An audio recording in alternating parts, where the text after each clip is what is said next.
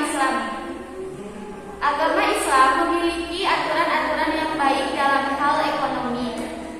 Ekonomi syariah dan ekonomi Islam misalnya, ekonomi yang dituntun dengan cara yang bijaksana dengan Islam.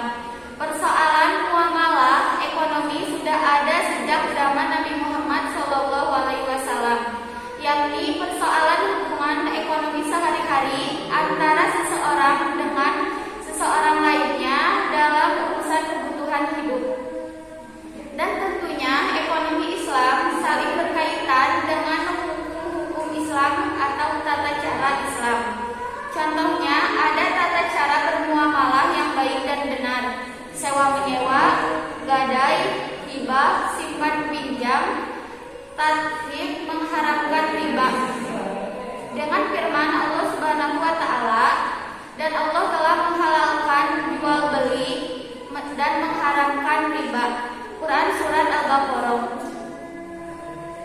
Prinsip-prinsip dalam ilmu ekonomi Islam dibagi menjadi 3, yaitu pertama, ekonomi sebagai kehidupan dan pengajaran manusia.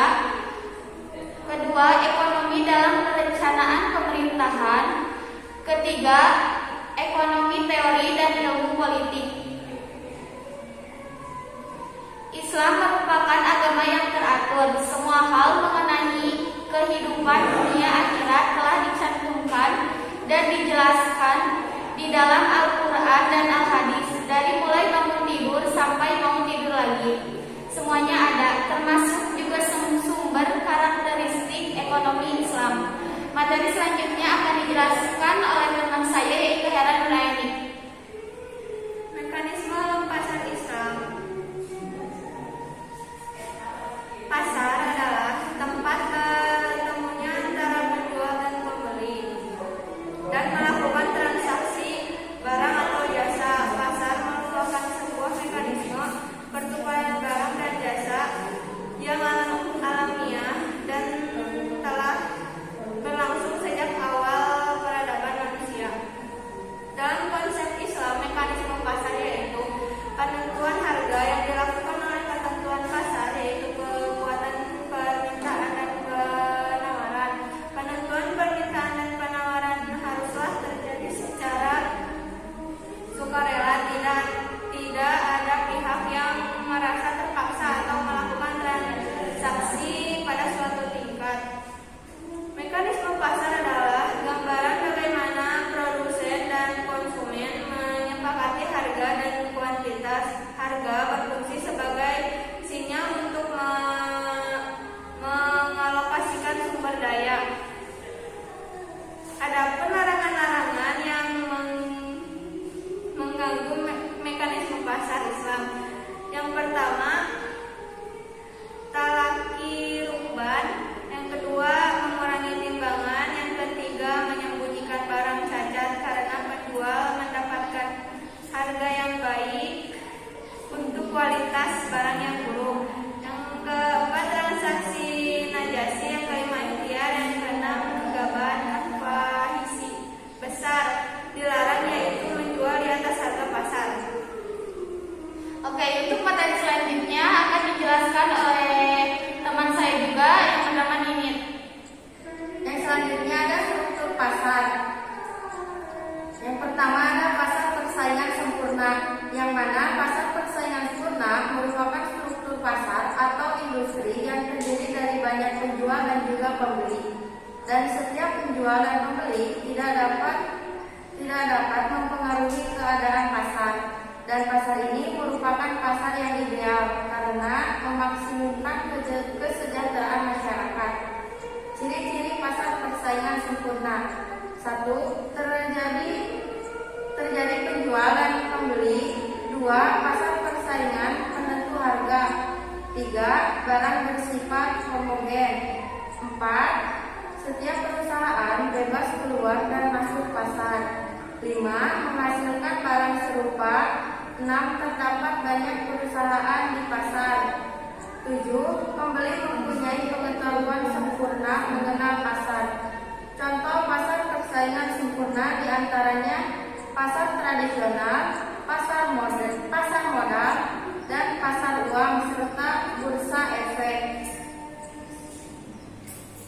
Yang kedua ada pasar persaingan tidak sempurna, yaitu pasar monopoli.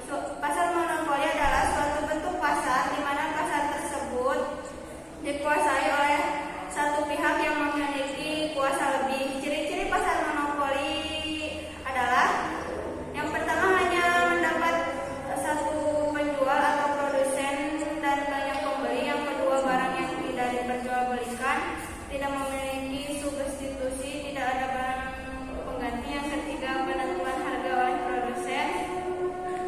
Yang keempat promosi iklan kurang diperlukan. Kelebihannya biaya produksi yang lebih murah sebab tingkat produksi yang besar, mutu barang meningkat dan harga murah. Jika perusahaan selalu melakukan pengembangan dan inovasi, kesejahteraan masyarakat dapat ditingkatkan apabila monopoli menghasilkan kurang yang lebih murah dan bermutu. Kekurangannya hanya ada satu pihak yang diuntungkan, produsen atau penjual bebas menentukan keuntungan yang besar, konsumen tidak memiliki pilihan. Contoh pasar monopoli adalah Pertamina, PLN, PDAM, dan lain-lain. Nah, untuk selanjutnya ada pasar oligopoli. Pada itu pasar yang terdiri hanya ada beberapa perusahaan yang mempunyai ukuran dan modal yang relatif besar. Barang yang dihasilkan berbeda corak, seperti produsen mobil, atau barang serupa seperti perusahaan perminyakan. Ciri-ciri pasar oligopoli. Kesatu, terdapat beberapa produsen dan banyak menjual. Dua, menghasilkan barang standar maupun berbeda corak. Tiga, adanya kesulitan keluar masuk pasar. Empat, adanya persaingan ketat antar penjual. Lima, penentuan harga ada kalanya lemah dan kuat. Adanya kompetisi non harga atau juga disebut iklan. Kelebihannya yaitu pengembangan produk diimbangi oleh kemajuan iptek, penjual leluasa menentukan harga, bisa mendapatkan keuntungan lebih. Nah, untuk kekurangannya ialah tingkat keefisiensi produknya rendah, kemungkinan terjadinya eksploitasi, dan adanya perang harga antar produsen. Contoh pasar oligopoli seperti pasar semen, pasar mobil, dan pasar konter. Baik, yang selanjutnya ada pasar monopolistik.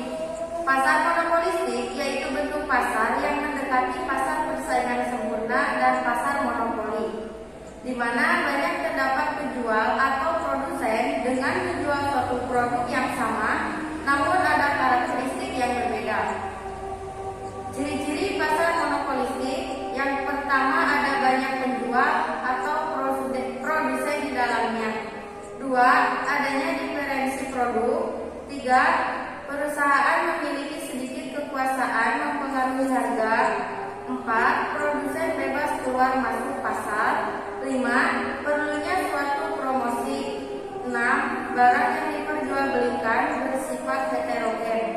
Tujuh, persaingan mempromosikan penjualan sangat aktif. Adapun kelebihannya: pertama, menghasilkan barang yang berbeda corak. Kedua, distribusi pendapatan dalam masyarakat merata.